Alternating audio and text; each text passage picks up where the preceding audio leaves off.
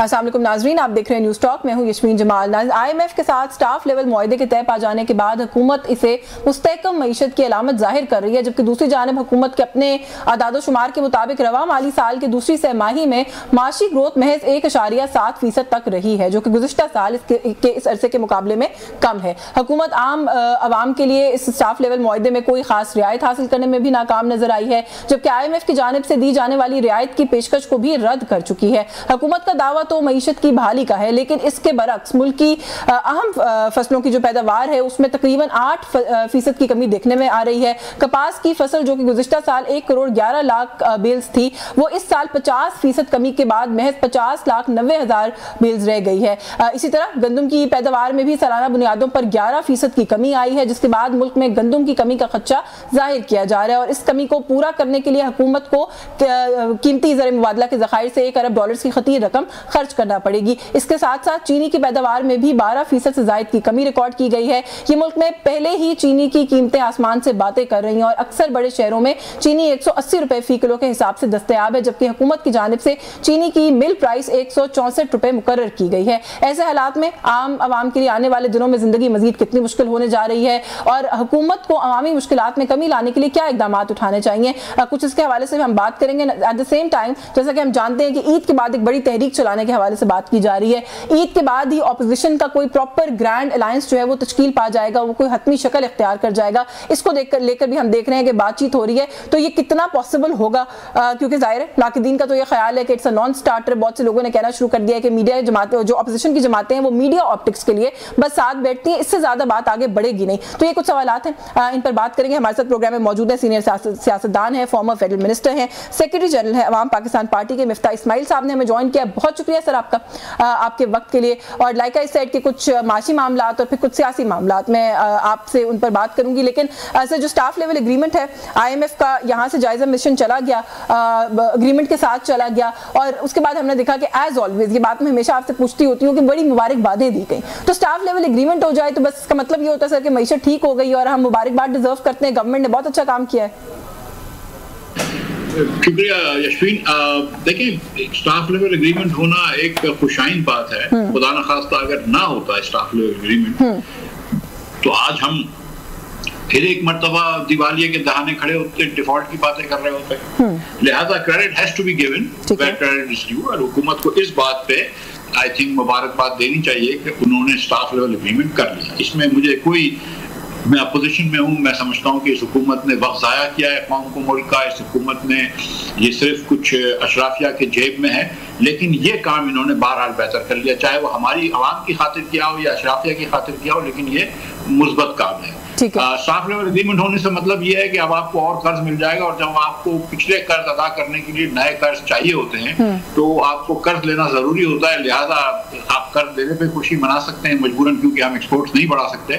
तो कम से कम ये हमने कर लिया, तो कम से कम वो जो सर्कल है वो जो है ना वो चलता रहेगा। अच्छा, थोड़ा सा साथ में ये भी कहिएगा, resilience and stability fund RSF, इसका क्या इसकी अफादियत है, क्योंकि ये भी हमें बताया गया जी कि $1.3 अरब जो है वो हमें इससे भी मिलेंगे और इसकी मियाद जो है वो 28 माह बताई जा रही है और इसको भी एक अचीवमेंट बताया गया। थोड़ा सा इसकी भी वजाहत अगर कर दें।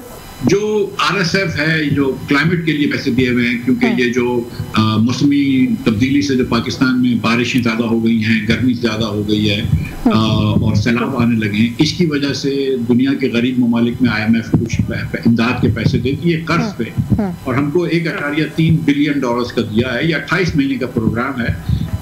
लेकिन एक बात जो थोड़ी सी अजीब लगी वो ये कि इस जो SLA है, इसमें इसका जिक्र नहीं किया है IMF की प्रेस कॉन्फ्रेंस में कि इसके मद में अभी कितने पैसे दे रहे हैं। ठीक है। तो गालिबन ऐसा लग रहा है कि ये ज्यादातर बैक लोडेड है और अभी कुछ पैसे नहीं दे रहे, या कम से कम लिखा नहीं है इसके बारे में। और ये जो पैसे मिलेंगे ये अगले साल या 1.5 साल में मिलेंगे। फौरन कुछ पैसे नहीं दे रहे, पहले कुछ इकदाम हमसे करवाना चाह रहे हैं।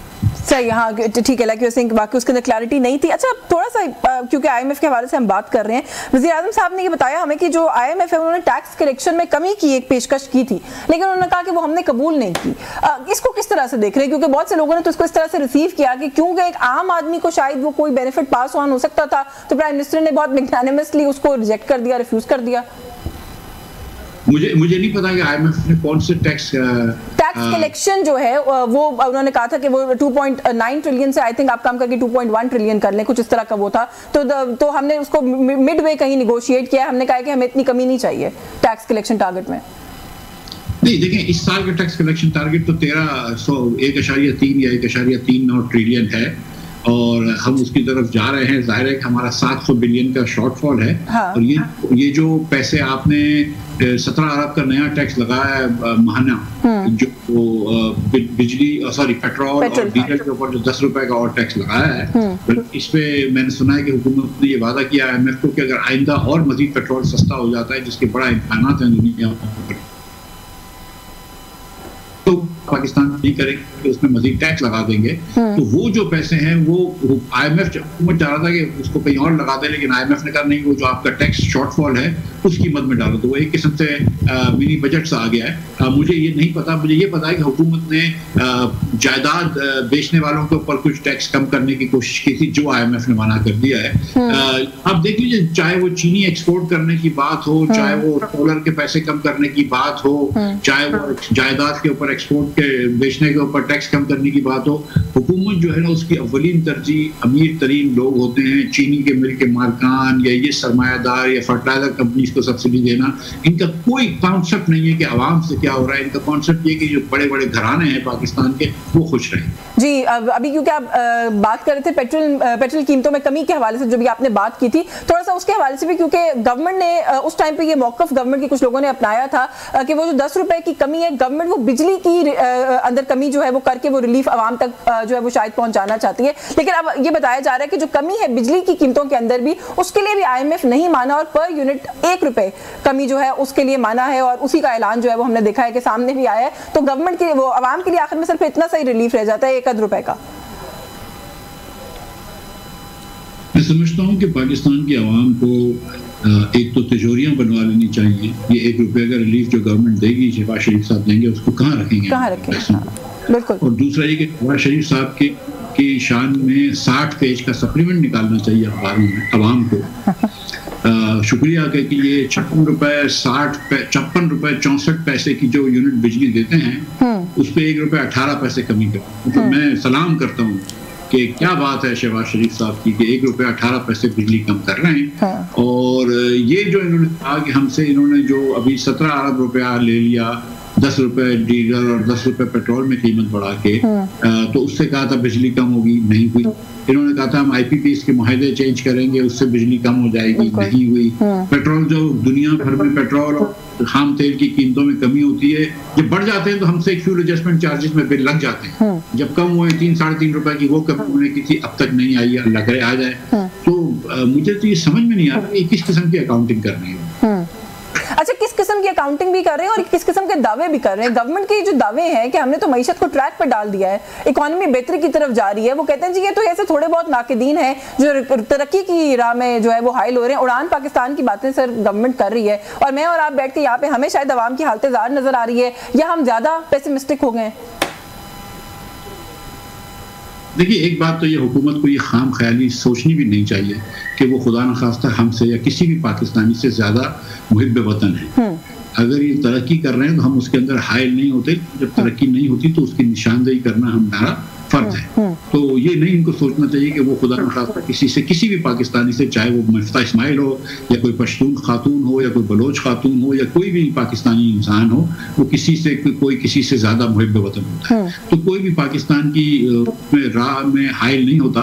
और जो लोग जिस मैंडेट पे ये बैठे हुए हैं, इनको कितना जमहूरियत का पास है और लोगों का पास है वो हम सब जानते हैं, तो वो मुंह ना खुलवाएं तो बेहतर है। जो दूसरी गुजारिश है वो ये है कि क्या पाकिस्तान में आज हुकूमत की स्टेटिस्टिक अखबारों में आई है कि 1.7% ग्रोथ हुई है अब तक इस साल जी। इसका मतलब 0.60%, 0.8% से हर पाकिस्तानी गरीब होगा इस साल पर फीकस। इसका मतलब ये कि 3 साल से हर पाकिस्तानी जो है वो फिर से गरीब हो रहा है। इसका मतलब है इसकी कुव्वत खरीद कम हो रही है। अब ये बात देखना है कि अगर आपकी अफराद-ए-ज़र में कमी भी आई है तो इसका ये मतलब है कि महंगाई तो हो रही है, महंगाई की रफ्तार में कमी आई है, लेकिन जहां पर आपकी आमदन कम हो रही है तो जो कम महंगाई, थोड़ी सी भी अगर चीज महंगी ना भी हो, समझ लीजिए अफराद-ए-ज़र 0 हो जाए, महंगाई खत्म हो जाए, फिर भी अगर आपकी कुव्वत खरीद चीज कम हो जाएगी तो आपकी 10 तरह से चीजें तो निकल जाएंगी ना। आपको मिसाल चीनी की ले लीजिए, भाई तनख्वाहें तो नहीं बढ़ी हैं लोगों की, जिसकी 1,15,000 रुपए तनख्वाह थी उसकी 1,80,000 रुपए तनख्वाह तो नहीं हुई, लेकिन चीनी तो 1,115 रुपए से 180 रुपए हो गई ना। बिल्कुल।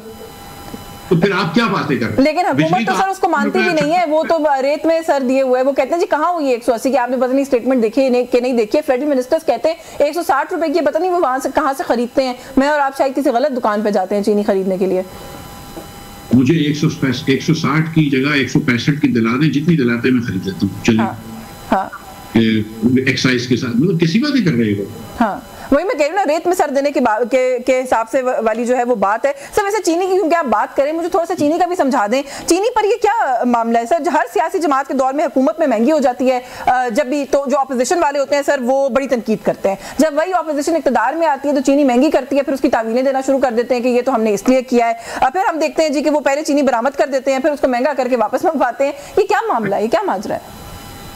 मैं आपको 3-4 उस दिन मैं किसी शो पे था तो 3-4 अपोजिशन लीडर के नाम लिए जिन्होंने तनकीद करी थी। मैं सिर्फ 3 का नाम लेता हूँ। ये इमरान खान के दौर में जिन्होंने बड़ी तनकीद करी थी चीनी पे, एक शाहिद खाकान अब्बासी थे जिन्होंने बड़ी प्रेस कॉन्फ्रेंस करी थी कि ये चीनी जो है इमरान खान ने 60 रुपए से 90 रुपए करवा दी एक्सपोर्ट करके। एक मियाँ शहबाज शरीफ साहब थे, उन्होंने बड़ी तनकीद करी थी। और मुस्लिम लीग के दीगर लीडरान मेरे भाई हैं, मैं उनका नाम नहीं लेता हूँ, और एक मैंने भी बड़ी तनकीद करी थी कि यार ये 60 रुपए की चीनी 90 रुपए की करवा दी आपने, तो मुझको चले छोड़ दें। शायद अब्बासी तो आज उसी मौक़िफ़ पे खड़ा है कि जब आपके पास चीनी की शॉर्टेज थी तो एक्सपोर्ट नहीं करानी थी। मिफ्ता इस्माइल भी उस मौक़िफ़ पे खड़ा है। ये शहबाज शरीफ साहब का ये अक्सर मौक़िफ़ में चेंज हो गया। वो तो उस वक्त कहते थे कि चीनी माफिया के खौफ में, प्रेशर में, मोहब्बत में आके आपने चीनी महंगी करवा दी, पाकिस्तानी लोगों को नुकसान करा दिया, चीनी के सनतकारों का फायदा करवा दिया। आज सवाल वही है ना कि क्या आपने भी चीनी के सनतकारों का, चीनी के माफिया कहना है तो माफिया कह लें जो भी, लेकिन चीनी के सनतकारों का आपने नफा करवा दिया, उनको एक्सपोर्ट्स के डॉलर्स दिलवा दिए, उनको नफे करवा दिए, और ये 6 लाख टन जो आपने चीनी बेची है उससे ज्यादा अब आपको इम्पोर्ट करनी पड़ेगी, और पाकिस्तानी लोगों को जो है वो आपने 60 रुपए कीमत बढ़वा दी। बिल्कुल। 165 रुपए ना, ये रिटेल प्राइस की बात करते हैं। जब दुकान पे जाता है तो दुकान वाला भी तो 5 रुपए रखता है ना, ट्रांसपोर्ट का भी खर्चा होता है, ये नहीं गिनते ये लोग। नहीं वो तो बिल्कुल ठीक है, वो नहीं गिनते। लेकिन सर ये जो हमारे वो हैं वफाकी वजीर हैं इंडस्ट्रीज के, वो ये कहते हैं अब चीनी के ऊपर क्या तनकीद है, चीनी की कीमत कोई ताहयात थोड़ी तय हो जाती है, फिक्स हो जाती है, जाहिर है फ्लक्चुएट करती है, वेरी करेगी। ये ठीक है, मैं क्या बोल सकता हूँ। ये राना तनवीर साहब कह रहे थे, राना तनवीर तो अब नहीं रहा ना। नहीं हारून अख्तर साहब जी वो कह रहे हैं जी कि अब क्या करेंगे, कोई सारी जिंदगी के लिए तो हम एक जगह पे इसको फिक्स नहीं कर सकते ना। नहीं, सारी जिंदगी के लिए एक जगह फिक्स ना करें, बिल्कुल ना करें, लेकिन फिर मैं तो वही बात कर रहा हूँ जो शहबाज शरीफ साहब फरमा रहे थे ना, ये तो बात इमरान खान भी कर सकते थे कि मैं सारी जिंदगी के लिए तो 60 रुपए फिक्स नहीं कर सकता हूँ, मैंने एक्सपोर्ट कराने के प्राइस 90 रुपए हो जाए। तो शहबाज शरीफ साहब को उस वक्त तो ये बात समझ में नहीं आई थी। उन्होंने कहा था कि भाई जब पाकिस्तान में जरूरत है और आपको पता है कि ये चीज महंगी हो जाएगी तो शॉर्टेज वाली चीज की एक्सपोर्ट कर रहे हो। तो यही सर्कमस्टेंसेस आज भी है कि जब आपको पता है कि इस चीज में कमी है, इस चीज को एक्सपोर्ट करोगे तो चीज महंगी हो जाएगी, तो क्यों एक्सपोर्ट कर रहे हो?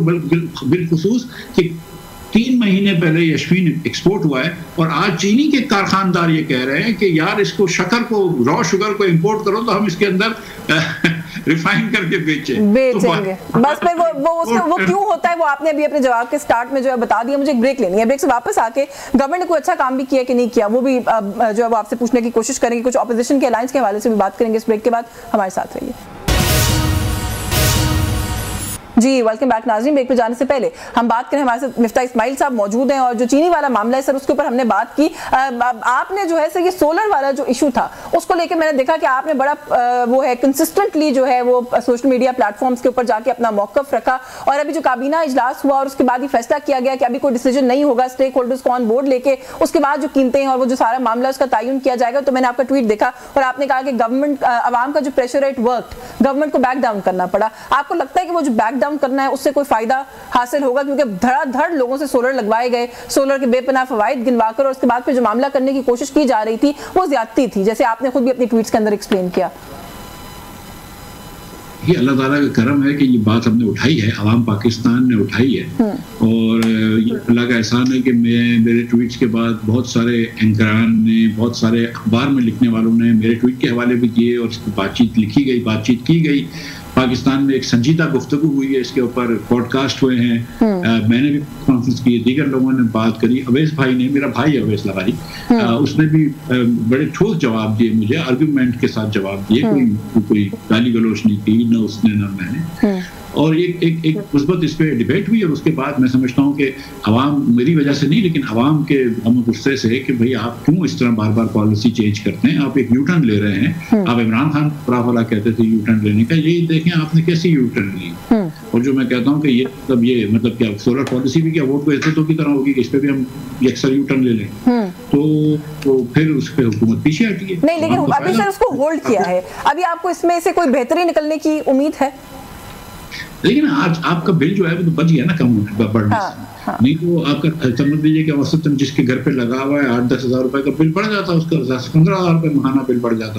और आप भी जानती हैं यशवीन, मैं भी जानता हूँ कि ये सब लोग जो हैं जिसका इस तरह ये कर रहे थे, ये साहिब सरवत लोग हैं, बहुत सारे लोगों ने कर्ज लेकर ये सोलर लगाए हैं, छोटे छोटे सोलर लगे होते हैं, मसाजिद में लगे होते हैं, दुकानदारों ने अपने घर दुकान के बाहर सोलर लगाए हुए। आप इसको इस तरह नहीं कर सकते। और जो इश्तिहार निकाला और वो मतलब कि एक बार दूसरे पाकिस्तानी पे खड़ा करने लेकिन यार 50 रुपए का सोलर पावर ले रहे हो ग्रीन एनर्जी पे, 50 रुपए का आप क्रस्ट पावर से सोलर ले रहे हो, 30 रुपए का आप कायदे आजम सोलर तो शहबाज शरीफ साहब ने लगाया 10 साल पहले, उससे भी आप आज ले रहे हो। तो आपको वो महंगा नहीं लगता, लेकिन आपको ये किसी सारस से जो है वो लेना महंगा लगता। अच्छा, तो मिस्टर साहब, जहाँ पे हम बहुत सारे इश्यूज पर और बात कर रहे हैं, तो थोड़ा सा एग्रीकल्चर ज़राअत के हवाले से भी कुछ अच्छी खबरें, अनफॉर्चुनेटली वैसे मईशत की हम बात करते हैं, किसी भी फ्रंट से अच्छी खबर नहीं आ रही, लेकिन यहाँ से भी अच्छी खबरें जो है वो नहीं आ रही है। गंदम की ग्रोथ में 11% की कमी रिकॉर्ड की गई है बकौल वज़ीर ख़जाना के, खुद हम कहीं और से फिगर्स नहीं ले रहे। कपास की पैदावार तो सर खतरनाक हद तक जो है वो कम हो गई है। अब इन दोनों चीज़ों को सर दरामद करने पर अरबों डॉलर्स का ज़र मुबादला खर्च होगा। एक अंदाजे के मुताबिक 1 अरब डॉलर्स की गंदम जबकि 4 अरब डॉलर्स की कपास दरामद करना पड़ेगी। कोई नया बहरान सर इट्स ब्रूइंग आपके ख्याल में?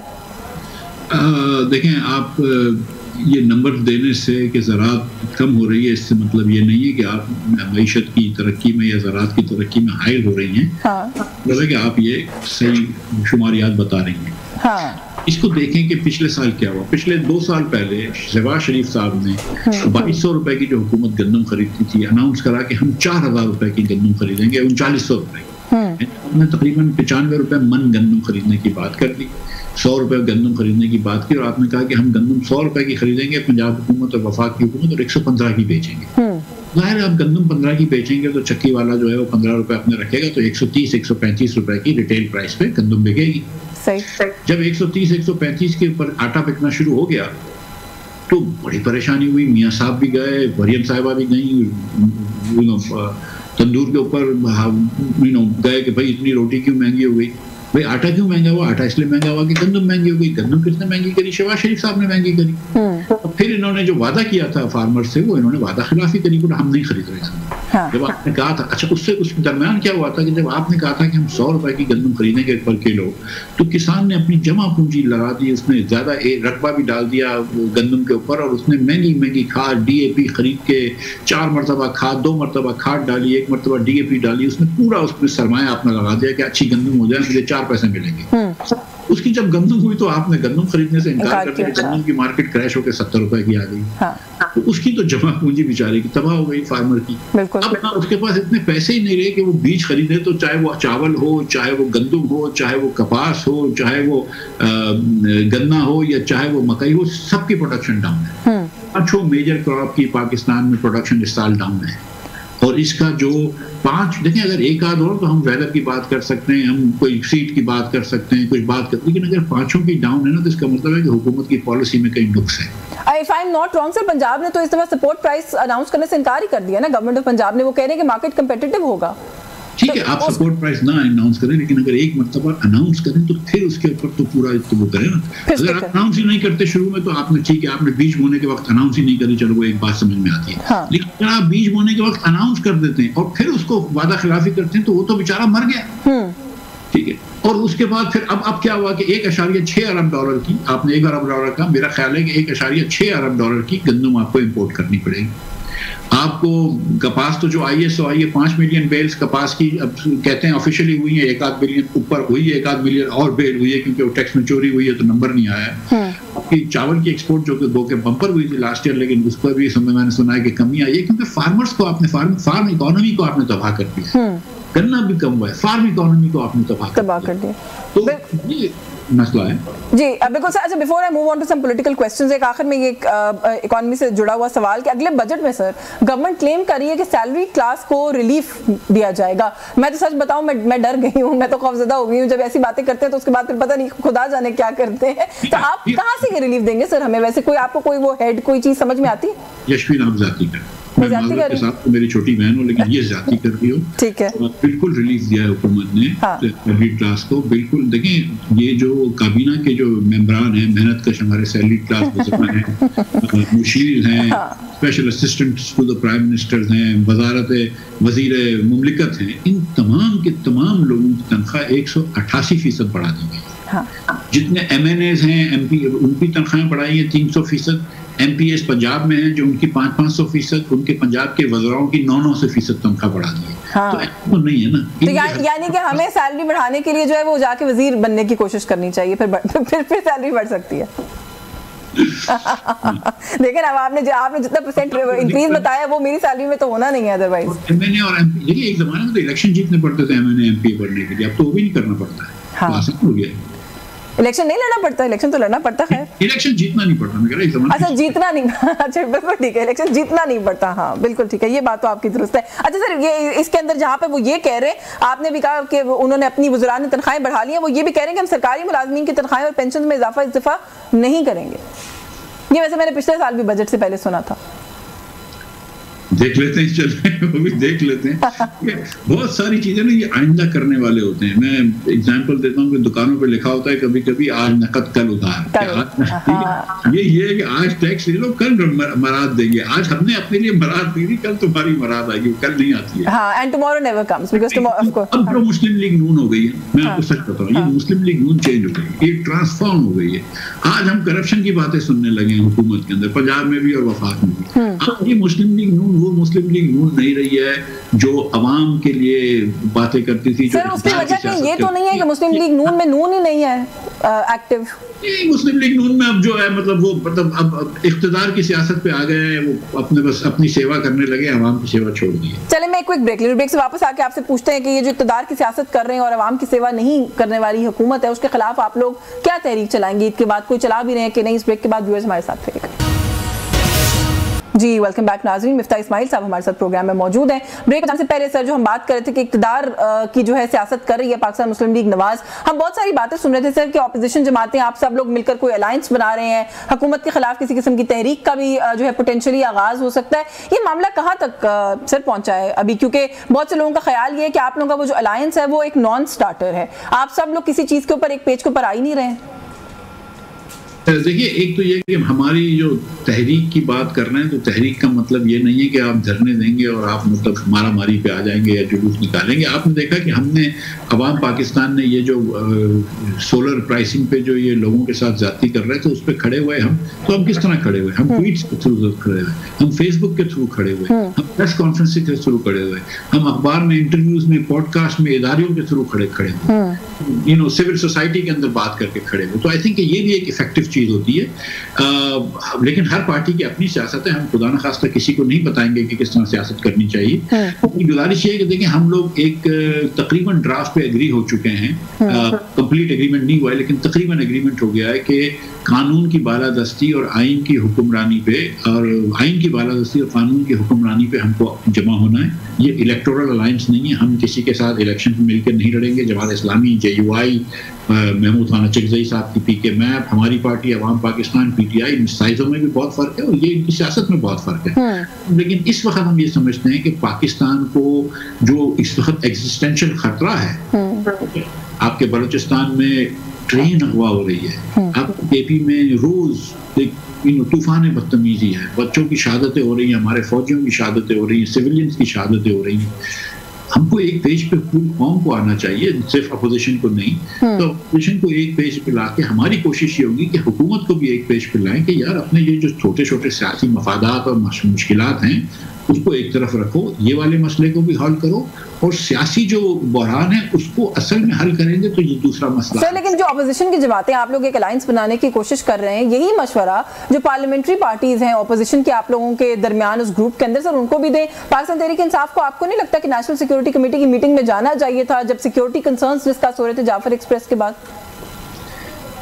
देखिए, एक तो सबसे पहले मैं ये करूंगा कि बड़ा काम हुकूमत का था कि जब पाकिस्तान तहरीक इंसाफ के लीडरान ने ये कहा कि हमको इमरान खान से सुबह मिलने दो 1 घंटा, तो मिलने देना चाहिए था।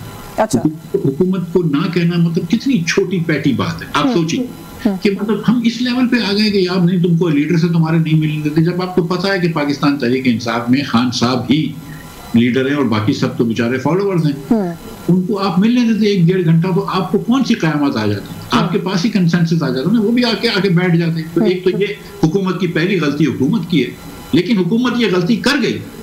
फिर भी मैं समझता हूँ कि अगर उनमें से 2-4 आदमी चले जाते तो कोई बुरी बात नहीं।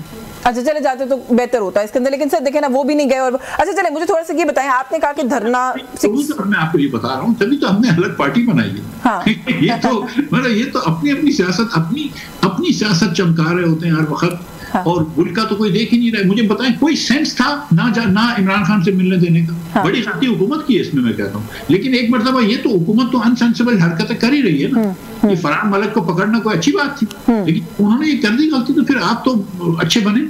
जब फरहान मलिक को पकड़ा, उसके बाद अभी वहीद मुराद साहब वाला मामला जो है वो भी हमारे सामने है। पीका को हम जितना चैलेंज करने की बातें करें, उतना वो पीका को इस अजीब व गरीब तरीके से इंप्लीमेंट करें। खैर वही बात है, गवर्नमेंट तो बहुत कुछ कर रही है, लेकिन आप लोगों का लाए अमल क्या होगा, ज्यादा इस वक्त हमारा इंटरेस्ट उस चीज के अंदर। आपने कहा कि धरने, सड़कों पर निकलना जरूरी नहीं है कि वही तरीका हो प्रोटेस्ट करने का या किसी किस्म की कोई तहरीक चलाने का। ऑन द कॉन्ट्ररी, ऐसा लगता है कि पाकिस्तान तहरीक इंसाफ का ये ख्याल है कि सड़कों पर निकलना ही वाहिद हल है। And at the same time ये भी लगता है कि पाकिस्तान तहरीक इंसाफ का ये ख्याल है कि पहले 1 पॉइंट एजेंडा पे तहरीक होनी चाहिए, और वो 1 पॉइंट एजेंडा इमरान खान की रिहाई है। अगर कोई इस तरह की चीज ऑन द टेबल आती है, आप लोग साथ चलेंगे पीटीआई के?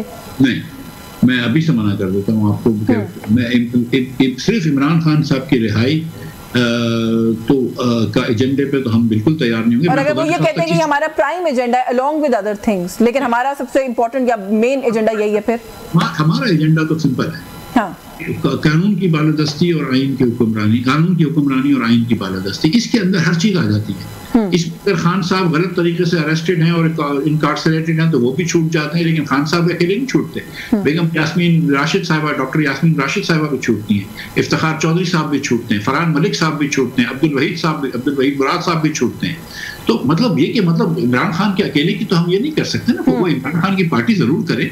दूसरी बात जो है कि ये देखिए, हमारा आवाम पाकिस्तान की जो सोच है हमारी, और मेरे ख्याल से इसमें मौलाना फजलुर रहमान साहब भी, मेरे ख्याल से इनकी भी सोच ऐसी ही है, और शायद महमूद खान साहब की भी, कि यार बहुत ज़रूरी है कि इस वक्त जो प्राइम एंटागनिस्ट हैं, इमरान खान साहब एक तरफ और हुकूमत बशमूल हुकूमत के मालकान, वो इनको या हुकूमत के जो दस्तरस हैं या जो भी है, जो वो इनको सबको एक साथ लाकर बिठाएं और कोई ना कोई निगोशिएट करा दें, कोई ना कोई रास्ता बीच का निकाले। सियासतदान का काम होता है बंद गली में रास्ता निकालना। हम समझते हैं कि वो बंद गली में फंसा हुआ है। मैं नहीं समझता कि इस वक्त जबकि केपी में आग लगी हुई है, बलूचिस्तान में आग लगी हुई है, और ये वर्ड मैं इस्तेमाल कर रहा हूँ समझ के, ऐसे नहीं कह रहा हूँ, इस वक्त मुझे इस्लामाबाद में मजीद धरने चाहिए, मुझे नहीं चाहिए, ठीक है। हाँ।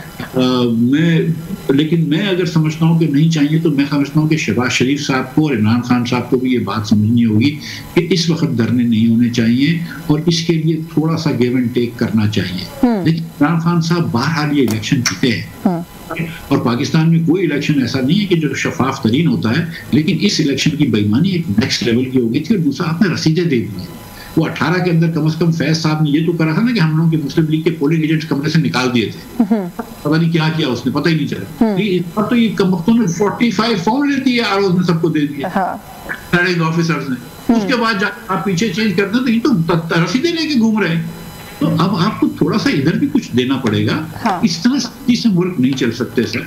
और कुछ ना कुछ इसको जरा सा मैं समझता हूँ कि पाकिस्तान जैसा मुल्क आज तक इस सख्ती से नहीं चला है, तो मैं समझता हूँ कि कोई ना कोई गिव एंड टेक करना। अच्छा, जब आप कहते हैं ना कि सिर्फ बैठ के बात करनी पड़ती है सियासतदान को, तो अब ये भी खबरें आ रही हैं कहने कि बात तो सर वो कर रहे हैं, अब वो कहाँ कर रहे हैं बात, इट्स एनीबॉडीज गेस।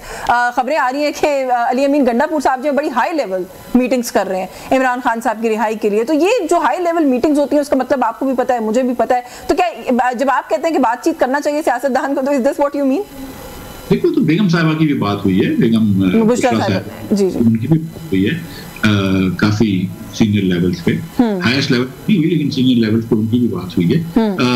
और Ali Amin Gandapur obviously the chief minister of this country, one of the provinces of this country, उसको मिलना चाहिए। इसमें कोई मतलब कोई बातचीत अगर हो रही है तो बुरी बात थोड़ी होती है। और अगर हम भी टेबल की बात कर रहे हैं तो ये टेबल जो होता है ना, ये तो इस पे तो रस्मन एक बात होती है, लेकिन असल में तो बात जो है वो फिर पीछे से हो जाती है प्रिंसिपल प्लेयर्स में। और प्रिंसिपल प्लेयर्स इस वक्त पाकिस्तान में 2 शख्स हैं, और शहबाज शरीफ उनमें से नहीं, नवाज शरीफ भी उनमें से नहीं, नवाज शरीफ भी नहीं है, नहीं नवाज शरीफ शहबाज शरीफ नहीं है, कोई भी नहीं है।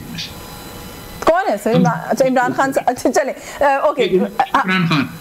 एक तो हमको ये पता है कि प्रिंसिपल ये 2 लोग हैं, वो डायरेक्ट बात करें या उनके एलची बात करें, लेकिन इन दोनों के अंदर जब मायदा हो जाएगा, इन दोनों में अंडरस्टैंडिंग हो जाएगी तो फिर। अच्छा, लेकिन सर चले आखिर में मुझे बता दें, आपने कहा कि नवाज शरीफ भी नहीं है, शहबाज शरीफ भी नहीं है, लेकिन आपने नून लीग के साथ जब काम किया तो आपने ज्यादा, मेरे ख्याल है नवाज शरीफ साहब जब एक्टिव थे पार्टी में, आपने तब उनके साथ काम किया। नवाज शरीफ साहब का सर ये मिजाज है, जिस तरह से आजकल हम उनको देख रहे हैं कि उनकी पार्टी इक्तदार में, सूबे में भी और विफाक में भी, लेकिन he is no way to be seen and found.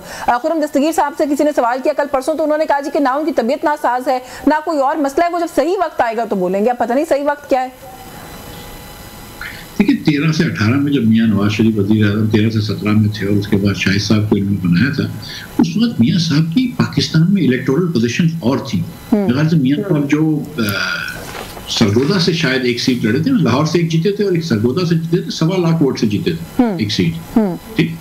और इस बार आपको पता है कि क्या हुआ है मियां साहब के साथ, या दूसरे छोटे मियां साहब के साथ, या मरियम बीबी अपनी सीट नहीं जीती है।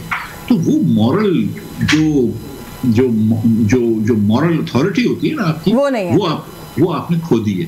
और शहबाज साहब की तबीयत भी ऐसी नहीं है, तो वो फिर मतलब अब तो सिर्फ हम रेलेवेंट नहीं रहे, हम ताबेदार रहे, बी टीम रहे, लेकिन अब हम ए टीम नहीं है, अब हम रेलेवेंट नहीं रहे। बिल्कुल ठीक है, मेरे पास वक्त खत्म हो गया और आपसे मजीद जरूर बात करिए। आपका बहुत शुक्रिया मिफ्ताह इस्माइल साहब, आपने प्रोग्राम में हमें वक्त दिया। सीनियर सियासतदान मिफ्ताह इस्माइल साहब प्रोग्राम में हमारे साथ मौजूद थे। न्यूज़ टॉक से आज के लिए बस यही कुछ, मुझे इजाजत दीजिए, अल्लाह हाफिज़।